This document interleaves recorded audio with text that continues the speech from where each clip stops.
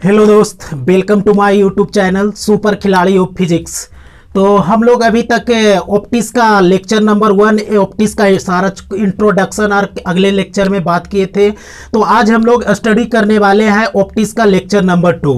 तो आप अगर पहला लेक्चर ऑप्टिक्स का अगर आप स्टडी नहीं किए हो तो इस लेक्चर को देखने से पहले आप लोग लेक्चर नंबर 1 को देखें, ताकि आगे इस लेक्चर का जो भी चीज़ें आपको बताया जाए वो सारा बहुत अच्छे तरीके से क्लियर हो जाए। तो देखो, आज हम लोग ऑप्टिक्स का लेक्चर नंबर 2 पढ़ने से पहले थोड़ा देख लेते हैं कि आखिर लेक्चर नंबर 1 में क्या बताया गया था। तो लेक्चर नंबर 1 में आपको बहुत सारी चीजें बताया गया था कि अगर ऑप्टिक्स का इंट्रोडक्शन की बात करें तो ऑप्टिक्स का हमने आपको डिफाइन करके समझाया था। उसके बाद ऑप्टिक्स का जो स्टडी करने का जो तरीका होता है, ऑप्टिक्स को टोटल 2 भाग में बांटकर स्टडी किया जाता है। इसको एक पार्ट हम लोगों ने डिवाइड किया था, एक का नाम होता है रे ऑप्टिक्स, जिसको हिंदी में बोलते हैं किरण प्रकाश की, और इसका एक सेकेंड जो होता है पार्ट होता है जिसको हम लोग कहते हैं वेव ऑप्टिक्स। तो अगला जो हम लोग का वेव ऑप्टिक्स, हिंदी में इसकी बात करें तो इसको हम लोग कहते हैं तरंग प्रकाश की। तो ये सारे चीजें हम लोग ने अगला वीडियो में किया था। उसके बाद हम लोग पहले नंबर लाइट के बारे में स्टडी किए थे कि लाइट क्या है, लाइट का डिफिनेशन, किस लाइट की वेलोसिटी क्या होती है, बहुत सारे छोटे छोटे डाटा बहुत सारी आपको बताया गया था, जो कि आपके एग्जाम के लिए बहुत ही इंपॉर्टेंट डाटा थे। तो प्लीज आप लोग पहले फर्स्ट लेक्चर का ऑप्टिक्स को देख लें। तो आज हम लोग स्टार्ट करने वाले हैं ऑप्टिक्स का सेकेंड लेक्चर, जिसमें हम लोग पढ़ने वाले हैं ऑप्टिक्स का ये जो फर्स्ट वाला पार्ट है रे ऑप्टिक्स। इसकी अगर हम बात करें तो रे ऑप्टिक्स को बोला जाता है किरण प्रकाश की। कौन सी प्रकाश की? किरण प्रकाश की। और इसका वेव ऑप्टिक्स को बोला जाता है तरंग प्रकाश की, तरंग प्रकाश की। अब सवाल उठता है कि आखिर ऑप्टिक्स को 2 भाग में क्यों बांटा गया? तो इसके पीछे एक बहुत ही एक्सपेरिमेंट, बहुत सारे साइंटिस्ट लोग ने एक्सपेरिमेंट किया और फाइनली लाइट के बारे में देखा उन्होंने कि लाइट के 2 नेचर होते हैं। एक कण की नेचर होती है, पार्टिकल नेचर होती है, और दूसरा वेव नेचर होती है। उसी एक्सपेरिमेंट के अकॉर्डिंग ऑप्टिक्स की स्टडी को 2 भागों में बांटा गया, रे ऑप्टिक्स और वेव ऑप्टिक्स। अब आज हम लोग स्टार्ट करने वाले हैं किसको? इसी रे ऑप्टिक्स को आज हम लोग स्टार्ट करेंगे। तो आप पहले यह समझ लो कि आखिर रे ऑप्टिक्स का मतलब क्या होता है। तो हिंदी तो आपको पता है कि किरण प्रकाश की होती है, लेकिन देखो हम लोग लाइट के बारे में, क्या ऑप्टिक्स में हम लोग किसकी स्टडी करते हैं? लाइट के बारे में, लाइट के नेचर के बारे में, लाइट के प्रकृति के बारे में, और लाइट क्या क्या करता है। तो देखो इस वाले जो पार्ट है रे ऑप्टिक्स, रे ऑप्टिक्स यानी किरण प्रकाश की में हम लोग लाइट क्या क्या करता है इस बात का अध्ययन करेंगे। आप क्लियरली आराम से चीजों को सुनते जाओ, सारा की चीजें आपको क्लियर होता जाएगा। रे ऑप्टिक्स में हम लोग किसकी स्टडी करेंगे? लाइट क्या क्या करता है। 2 स्टेटमेंट अभी हम आपको बोर्ड पे लिखेंगे, आप उसके समझने का ट्राई करना। लाइट कहां पर, रे ऑप्टिक्स में हम लोग क्या पढ़ेंगे? लाइट क्या क्या करता है। जबकि हम लोग वेव ऑप्टिक्स में पढ़ेंगे कि लाइट क्या है, क्या है। ये दोनों बातों में, ये दोनों चीजों में बहुत अंतर है। एक है लाइट क्या क्या करता है, एक क्या कहता है कि लाइट क्या है। यानी लाइट के प्रकृति का, लाइट क्या है उसको स्टडी हम लोग कहां करेंगे? वेव ऑप्टिक्स में करेंगे। जबकि लाइट क्या क्या करता है उसके गुणों का स्टडी हम लोग कहां करने वाले हैं? रे ऑप्टिक्स में करने वाले हैं। आई होप कि आपको रे ऑप्टिक्स का मतलब समझ में आया होगा। लाइट क्या है इसकी स्टडी हम लोग वेव ऑप्टिक्स में करेंगे, और लाइट क्या क्या करता है इसकी स्टडी हम लोग कहां करेंगे? रे ऑप्टिक्स में करेंगे। तो अगर आपसे अगर कोई रे ऑप्टिक्स का डिफिनेशन पूछा जाए तो आप सिंपल उसको बोलना कि रे ऑप्टिक्स ये एक ऑप्टिक्स का ही पार्ट है जिसके अंदर लाइट क्या क्या है इस बात का स्टडी नहीं करते हैं, लाइट क्या क्या करता है इस बात की स्टडी करते हैं। और ये स्टडी हम लोग ज्योमेट्रिकल तरीके से करते हैं। आप लेक्चर नंबर 1 में हमने आपको बोला था कि रे ऑप्टिक्स का जो एक सेकेंड नाम होता है ज्योमेट्रिकल ऑप्टिक्स। इसका ये रीजन ये होता है कि रे ऑप्टिक्स का स्टडी हम लोग किरण आरेख यानी ज्योमेट्री का कॉन्सेप्ट का यूज कर करके क्या करते हैं? स्टडी करते हैं। आप जानते हो कि जैसी प्रकाश का परावर्तन, रिफ्लेक्शन ऑफ लाइट का स्टडी जब हम लोग लोग करते हैं तो इस तरह से हम लोग किरण आरेख का खींचते हैं, इसलिए इसका एक और नाम होता है ज्यामितीय प्रकाश की। तो आई होप कि आपको रे ऑप्टिक्स का डिफिनेशन आपको समझ में आया होगा। तो हम लिख चुके हैं रे ऑप्टिक्स किरण प्रकाश की। किरण प्रकाश की का वह भाग है जिसमें प्रकाश क्या क्या करता है उसके गुणों का अध्ययन ज्यामितीय रूप से किया जाता है। अब क्या क्या अध्ययन करते हो, तो प्रकाश का परावर्तन, प्रकाश का अपवर्तन, प्रकाश का प्रकीर्णन, प्रकाश का वर्ण विक्षेपण, लेंस, ये सारे चीजों हम लोग कहां स्टडी करने वाले हैं, रे ऑप्टिक्स के अंदर करने वाले हैं। तो आई होप कि आपको ये समझ में आया होगा। तो ये वाला इधर की चीजें हम थोड़ा मिटा देते हैं। अब देखो रे ऑप्टिक्स का सबसे पहला टॉपिक जो आपको सामने आता है वो प्रकाश का परावर्तन आता है, रिफ्लेक्शन ऑफ लाइट आता है। लेकिन डायरेक्ट हम लोग रिफ्लेक्शन ऑफ लाइट पे नहीं जाएंगे, हम लोग चीजें को पढ़ने से पहले उसकी बेस स्ट्रोंग होना चाहिए ताकि चीजें आगे की चीजें हमको बहुत ही क्लियर और आसान तरीके से क्या हो समझ में आए। तो देखो अभी हम लोग डायरेक्ट प्रकाश के परावर्तन से जाने से पहले कुछ इंपॉर्टेंट बात करेंगे। कौन सा इंपॉर्टेंट पॉइंट, इंपॉर्टेंट पॉइंट, महत्वपूर्ण बिंदु। तो देखो एक एक चीज को आप क्लियरली समझते जाना। तो आपको क्या एक टर्म्स हम अभी लिखेंगे, एक टर्म्स होता है रे। क्या होता है, रे होता है, रे, जिसको हिंदी में हम लोग बोलते हैं किरण बोलते हैं। क्या बोलते हैं, किरण। तो देखो सबसे पहले आपको इस किरण के बारे में समझना होगा। आप लोग किरण आखिर किसको कहेंगे, तो आपको पता होगा 10th क्लास में आपके सर बताए होंगे कि जब प्रकाश, जैसे सिंपल सो लो, मान लो ये कोई प्रकाश का स्रोत है, क्या है, प्रकाश का स्रोत है। तो आपको ये बताया गया होगा कि जब प्रकाश के स्रोत से प्रकाश निकलता है तो ये चलता है तो स्ट्रेट लाइन, ये सीधी रेखा में चलता है। कौन सा रेखा में चलता है, जब प्रकाश किसी प्रकाश स्रोत से निकलता है तो वो सीधी रेखा में इस तरह से ट्रेवल करती है। इसी प्रकाश के रेखा को हम लोग क्या बोलेंगे, किरण बोलेंगे। आई होप ये टर्म्स क्लियर हुआ होगा। प्रकाश हमेशा सीधी रेखा में चलती है जिसे हम लोग किरण कहते हैं। तो इस बात को हम लिख देते हैं कि प्रकाश हमेशा सीधी रेखा में गमन करती है, जिसे किरण कहा जाता है। तो ये वाला पॉइंट आपको आई होप क्लियर हुआ होगा। तो दो टर्म्स इसका क्लियर हुआ होगा। अब अगला टर्म्स की हम लोग बात करते हैं। एक और टर्म्स आपको बताया गया होगा, आपको बेसिक ये सारी जानकारी होगी। तो अगला टर्म्स हम लोग के लिए है एक नया सा टर्म जिसको आप जानते हो बीम। क्या, बीम। अगर इसकी हिंदी की बात करें तो इसका हिंदी होता है किरण पुंज। क्या होता है, किरण पुंज। देखो ये भी एक सिंपल सा टर्म्स है, किरण पुंज। किरण का मतलब तो आपको पता चल गया। पुंज वर्ड का हम लोग यूज कब करते हैं, आप लोग देहात वाले बच्चे बहुत जानते होंगे।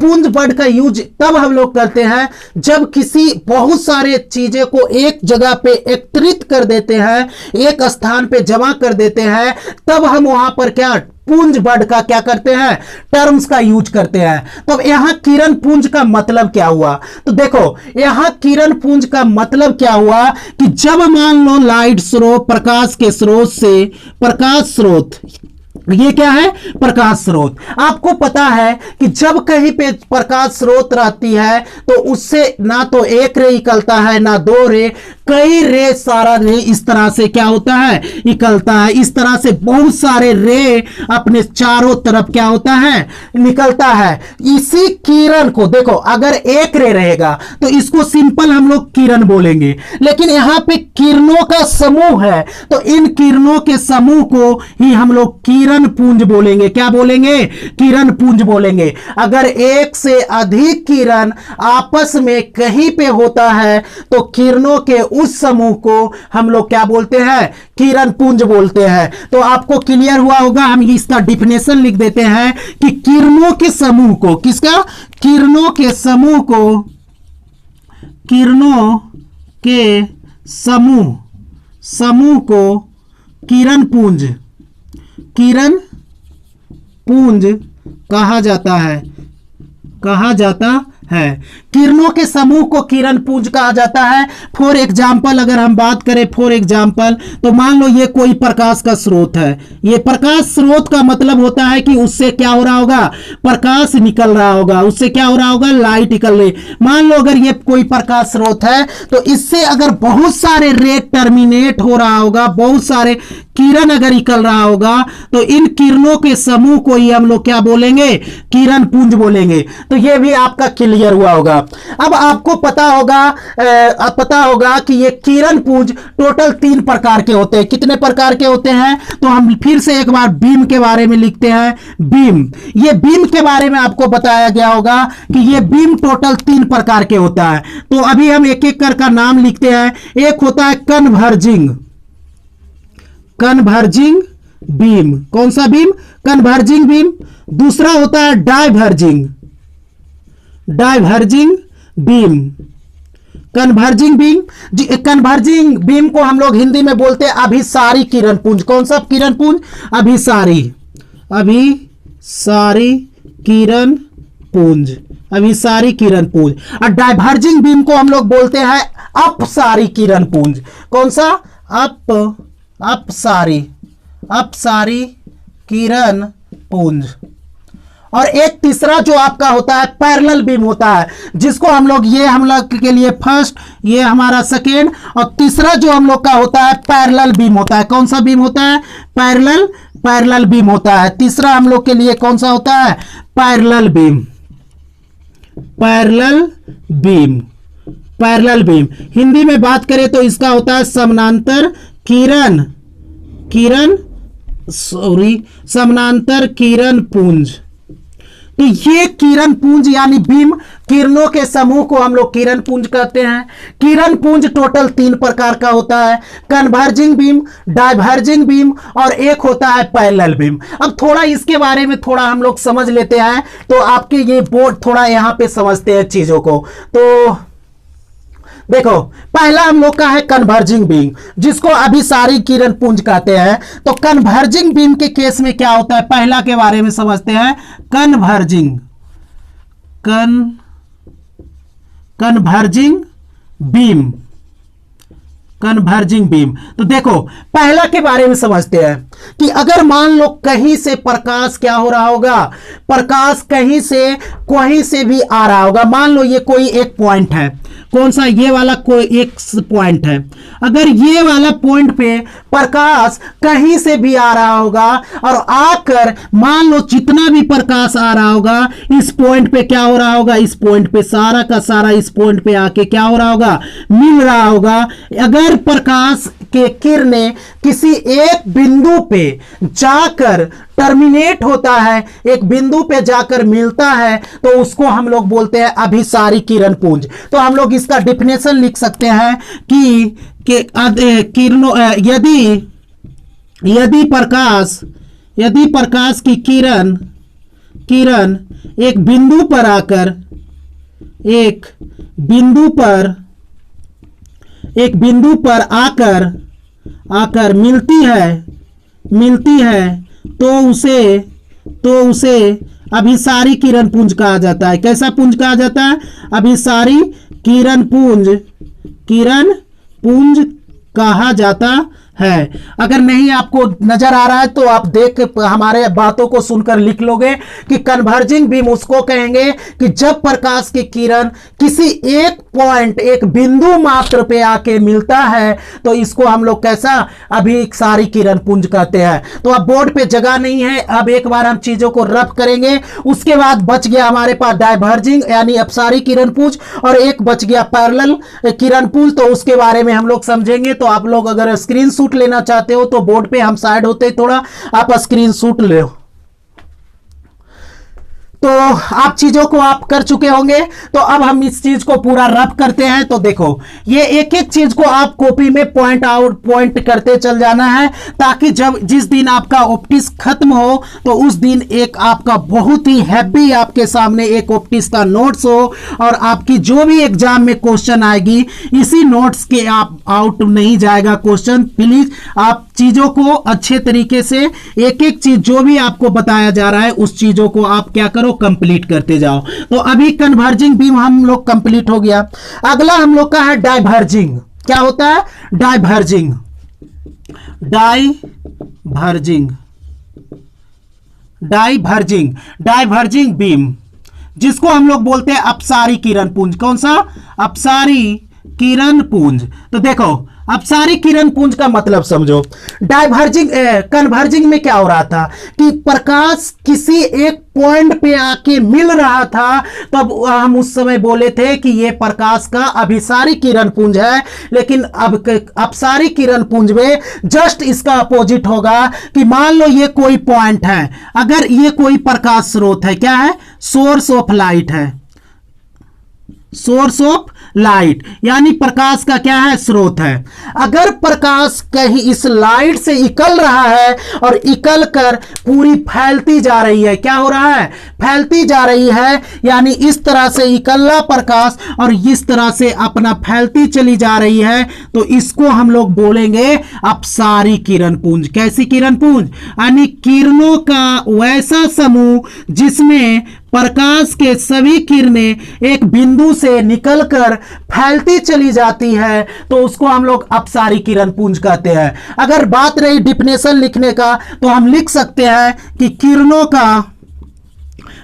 का वैसा पुंज जिसमें प्रकाश की किरण एक बिंदु से निकलकर फैलती चली जाती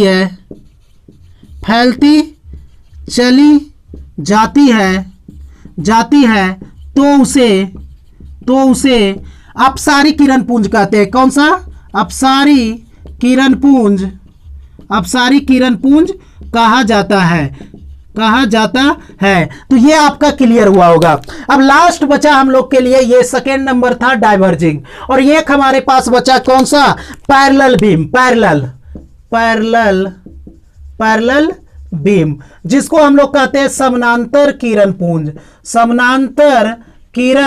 पुंज। अब देखो, दो तो हम लोग को क्लियर हो चुका है कि क्या होता है कि जब कन्वर्जिंग में प्रकाश की किरण एक बिंदु पे मिलती है, डाइवर्जिंग में क्या होता है? एक बिंदु से निकलती है। और पैरेलल किरण पुंज में क्या होगा कि जब प्रकाश की स्रोत, अगर कोई प्रकाश का सोर्स हो, लाइट का सोर्स मान लो ये कोई प्रकाश का स्रोत है, ये वाला प्रकाश का स्रोत है। अगर प्रकाश स्रोत अगर प्रकाश जब इससे निकल रहा है तो एक दूसरे के पैरेलल निकल रहा है। क्या हो रहा है? एक दूसरे के पैरेलल निकल रहा है। तो किरणों के इस समूह को हम लोग क्या बोलेंगे कि किरणें एक दूसरे का समानांतर है, इसलिए किरणों के इस समूह को हम लोग समानांतर किरण पुंज बोलेंगे। क्या बोलेंगे?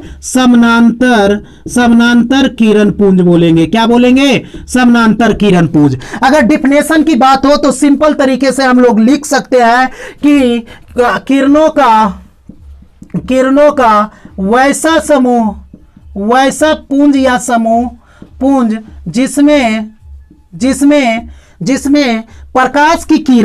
जिसमें प्रकाश की किरण एक दूसरे के समानांतर होती है। क्या होती है? एक दूसरे के समानांतर होती है, तो उसे समानांतर किरण पुंज कहा जाता है। तो उसे समानांतर किरण पुंज कहा जाता है। तो आई होप कि आपको रे का मतलब समझ में आया होगा, बीम का मतलब समझ में आया होगा। टाइप्स ऑफ बीम में आपको टोटल 3 प्रकार का टाइप्स ऑफ बीम बताया गया, कन्वर्जिंग बीम, डाइवर्जिंग बीम और एक लास्ट में क्या, पैरेलल बीम। तो ये सारा बेसिक सा चीज था, ये चीजें आपको पहले से भी पता था। तो अब हम लोग पढ़ने वाले हैं एक 12th, अब जो स्टार्ट होता है हम लोग का रे ऑप्टिक्स, अब वहीं से पढ़ने वाले हैं प्रकाश का क्या, परावर्तन। तो ये चीजें आप लिख लो ना, राइट डाउन कर लो। उसके बाद हम लोग हेडिंग आप लोग दे सकते हो, प्रकाश का परावर्तन, रिफ्लेक्शन ऑफ लाइट, यानी आपका बेसिक जो रे ऑप्टिक्स का टर्म टॉपिक, पहला जो टॉपिक होता है आपका यही होता है। आपको इसके बारे में अच्छे तरीके से क्लियर समझना होगा। तो हम लोग का हेडिंग है क्या, रिफ्लेक्शन ऑफ लाइट। तो हम लोग हेडिंग डाल लेंगे reflection, reflection of light, reflection of light. अगर हिंदी में बात करें इसकी, तो इसका हिंदी में होता है प्रकाश का क्या, प्रकाश का परावर्तन। देखो इसके बारे में आपको जानकारी पहले से है।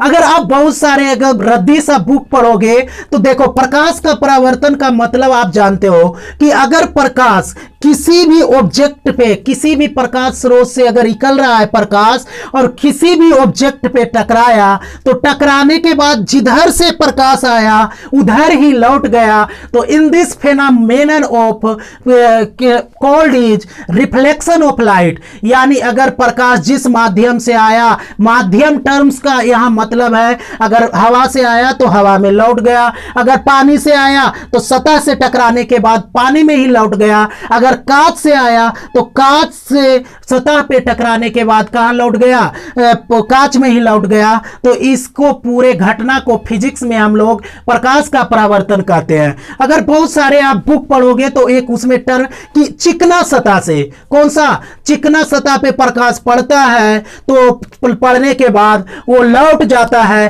तब हम उसको क्या कहते हैं, प्रकाश का परावर्तन। देखो ये सही डिफिनेशन प्रकाश का परावर्तन, चिकना सतह यूज करना सही यहां पर नहीं होगा।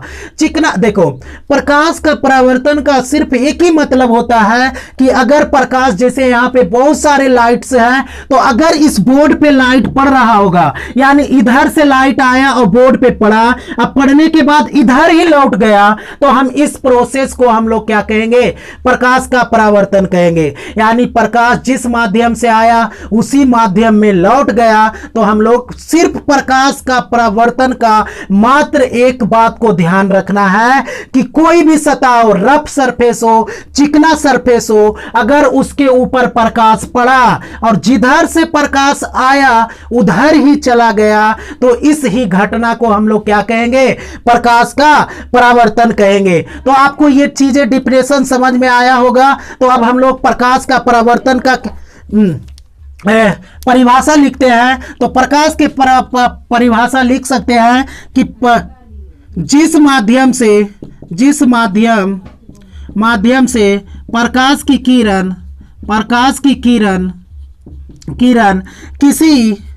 किसी वस्तु के सतह पर पड़ती है और टकराने के बाद टकराने के बाद पुनः उसी माध्यम में, आपको इसी बात को याद रखना है प्रकाश के परावर्तन में कि जिस माध्यम से आया उसी माध्यम में चला गया, तो इस घटना को हम लोग क्या कहेंगे, प्रकाश का परावर्तन कहेंगे। यानी जिस माध्यम से प्रकाश की किरण किसी वस्तु के सतह पर पड़ती है और टकराने के बाद पुनः उसी माध्यम में लौट जाती है, तो प्रकाश के इस घटना को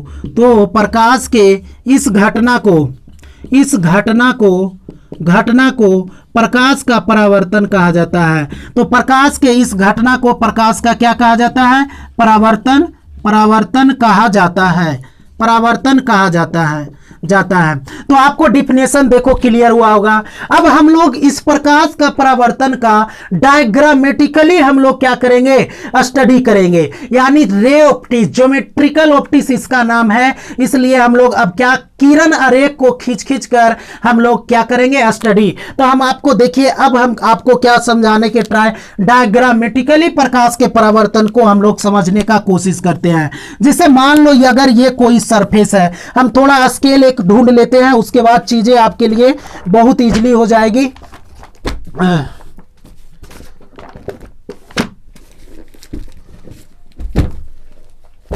चलिए, नहीं मिल रहा है स्केल। तो देखो, अगर हम प्रकाश के परावर्तन को डायग्रामेटिकली समझाने की बात करें तो मान लो ये कोई सरफेस है, क्या है, ये वाला कोई सरफेस है, इधर वाला कोई अलग कोई माध्यम, मान लो इधर हवा है, इधर क्या है, हवा है, और इधर क्या है, पानी है। अगर ये कोई सरफेस है और इधर कोई यहां पे कोई लाइट का सोर्स है, क्या है, ये प्रकाश का स्रोत है। आप एक एक चीज को ध्यान से समझते चल जाना, ये कोई प्रकाश के स्रोत है। अब आप जानते हो कि अगर कोई प्रकाश स्रोत होता है तो उससे लाइट, किरण निकलती है, क्या निकलती है, किरण। तो अब यहां से क्या हो रहा होगा, किरण इस माध्यम से आया और इस सतह पे क्या हुआ, पड़ा। अगर इस सतह पे लाइट गिरा तो आप एक एक चीज को समझना।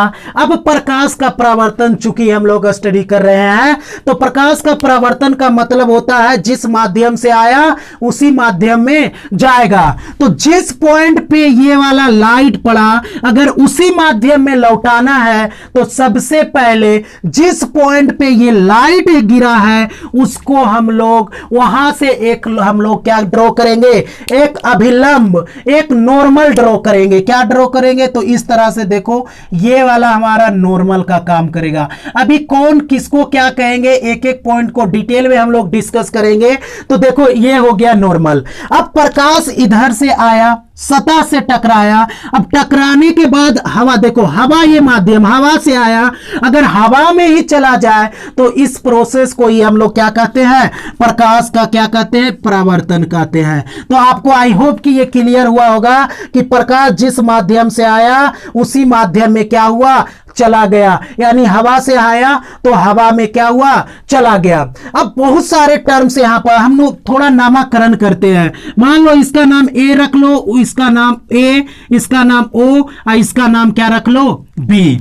तो ध्यान से एक एक चीज को आप समझते जाना कि किसी भी प्रकाश स्रोत से जब प्रकाश निकलती है और सतह से टकराती है तो एक चीज याद रखना कि सतह से टकराने वाली किरण को हम लोग आपतित किरण कहते हैं। तो बताओ, इस इन दिस डायग्राम ए ओ किरण जो है ये सतह से क्या हो रहा है, टकरा रहा है। तो सतह से टकराने वाली किरण को कौन सा किरण कहते हैं, आपतित किरण कहते हैं। तो यहां पे ए ओ, कौन, ए ओ जो काम करेगा वो आपतित किरण का काम करेगा। किसका किरण करेगा, आपतित किरण को, जिसको हम इंग्लिश में इंसिडेंट रे बोलते हैं। अब देखो, अब जिस सतह पे टकराया यानी टकराने वाली किरण को आपतित किरण। अब जिस बिंदु पे आपतित किरण टकराता है यानी ओ पे आके टकराया तो ओ को हम लोग बोलेंगे पॉइंट ऑफ इंसिडेंस, आपतन बिंदु बोलेंगे। कौन सा बिंदु बोलेंगे, आपतन बिंदु। यानी प्रकाश के किरण जिस सतह पे टकराती है उसको आपतन बिंदु कहा जाता है। कौन सा बिंदु, आपतन बिंदु, आपतन बिंदु कहा जाता है, आपतन बिंदु। अब सतह से टकराया, टकराने के बाद यहां से प्रकाश क्या हुआ, रिफ्लेक्ट हुआ, परावर्तित हुआ। तो इसका नाम, सतह से टकराने वाले किरण को आपतित किरण। सतह, जिस सतह पे टकराएगा, जिस सतह के जिस पॉइंट पे टकराएगा उसको आपतन बिंदु। और टकराने के बाद जो किरण उसी माध्यम में जाएगा यानी किरण ओ बी। कौन सा किरण, ओ बी। तो ओ बी यहां पर कौन सा, लौटने वाली किरण है, परावर्तित होने वाली, परावर्तित किरण इसको बोलेंगे, परावर्तित किरण, रिफ्लेक्टेड रे। तो ये सभी पॉइंट आपको क्लियर हुआ होगा। अब देखो, आपको एक ये वाला टर्म्स नजर आ रहा है, ओ इसका नाम रख लो एन। ओ एन को हम लोग क्या बोलेंगे? अभिलंब बोलेंगे, नॉर्मल बोलेंगे। क्या बोलेंगे? अभिलंब। यानी अगर आपको प्रकाश की परावर्तन का स्टडी करना है तो आपको नॉर्मल, जिस पॉइंट पे आपतित किरण टकराती है वहां से एक नॉर्मल ड्रॉ करना जरूरी है। उसके बाद ही आप रिफ्लेक्टेड रे को आप क्या कर सकते हो? शो कर सकते हो। तो इतना सारा चीजें क्लियर हुआ होगा। अब आपको एक चीज और नजर आ रहा होगा कि देखो ये नॉर्मल और ये वाला आपतित किरण, ये नॉर्मल और आपतित किरण के बीच ये एंगल का निर्माण हो रहा है, यानी ये वाला एंगल आपको नजर आ रहा होगा। तो देखो आपतित किरण और नॉर्मल के बीच जो एंगल बनता है उसको आपतन कोण कहते हैं। कौन सा कोण? और इस आपतन कोण को हम लोग आई से सूचित करते हैं। किससे सूचित करते हैं? आई से। तो कोण यहां पे एक हो गया आई। कौन सा कोण? आई, जिसको हम लोग बोलेंगे आपतन कोण। कौन सा कोण? आपतन कोण। जस्ट इसी के तरह आपको एक और चीजें नजर आ रहा होगा कि ये जो नॉर्मल है और ये परावर्तित किरण है, इन दोनों के बीच एक कोण बन रहा है। अभिलंब और परावर्तित किरण के बीच एक कोण बन रहा है। इस कोण को हम लोग बोलेंगे परावर्तन कोण और इसको आर से सूचित करते हैं। तो यहां पे स्पेस नहीं है तो इधर लिख देते हैं। एक कोण आपको आर नजर आ रहा है जिसको बोलते हैं परावर्तन कोण। कौन सा कोण? परावर्तन कोण बोला जाता है। आई होप कि इतना सारा चीजें आपको क्लियर हुआ होगा। तो अब एक चीज, इसके बाद एक चीज और हम लोग समझेंगे कि प्रकाश का परावर्तन का नियम। तो इतना आपको क्लियर चीजें हुआ होगा तो आप स्क्रीनशॉट ले सकते हो या राइट डाउन कर सकते हो। तो अब एक छोटा सा चीज है, आपको प्रकाश का परावर्तन बताया गया होगा, प्रकाश का परावर्तन, उसके बाद प्रकाश के परावर्तन के नियम बताए गए होंगे। तो एक बार फिर से हम चीजों को समझा देते हैं। किसी सतह पे पड़ने वाली किरण ए वो है जिसको हम लोग आपतित किरण कहते हैं। जिस सतह पे, यानी सतह के जिस बिंदु पे टकराती है उसको ओ को हम लोग यहां पे क्या बोलेंगे? आपतन बिंदु बोलेंगे। सतह से टकराने वाली, टकरा कर लौटने वाली किरण को बोलेंगे परावर्तित किरण बोलेंगे। और ओ एन यहां पर क्या है? अभिलंब है। और उसके बाद आपतित किरण और नॉर्मल के बीच बने एंगल को, कोण को आपतन कोण कहते हैं। और नॉर्मल और परावर्तित किरण के बीच बने कोण को परावर्तन कोण कहते हैं। इतना तक चीजें आपको आई होप क्लियर हुआ होगा। अब चीजों को हम रब करते हैं, उसके बाद स्टडी करते हैं कि प्रकाश का परावर्तन का नियम क्या होता है। तो अगला हम लोग का बेसिक सा इंट्रो होगा law of reflection. Law of क्या? रिफ्लेक्शन होगा, लॉ ऑफ रिफ्लेक्शन। तो अगला हेडिंग हम लोग के लिए है law of reflection. Law of reflection Hindi में बात करें तो प्रकाश का परावर्तन का नियम। प्रकाश का परावर्तन का नियम, लॉ ऑफ रिफ्लेक्शन, रिफ्रैक्शन नहीं, रिफ्लेक्शन, प्रकाश का परावर्तन। तो आपको बताया गया होगा प्रकाश के परावर्तन के नियम में कि प्रकाश का परावर्तन का दो नियम है। यानी हम एक स्टेटमेंट लिख सकते हैं कि प्रकाश के परावर्तन के दो नियम है। कितने नियम है? दो नियम है। अब ये सारे नियम आपको बेसिक थी चीजें, बेसिक सब कुछ चल रहा है, आप एक एक चीज को समझते जाओ। पहला नियम आपको क्या बताया गया था कि देखो अभी जो इधर हम लोग के पास डायग्राम था, ये आपतित किरण आया, सतह पे टकराया, यहां हम लोग एक नॉर्मल ड्रॉ किए और फिर परावर्तित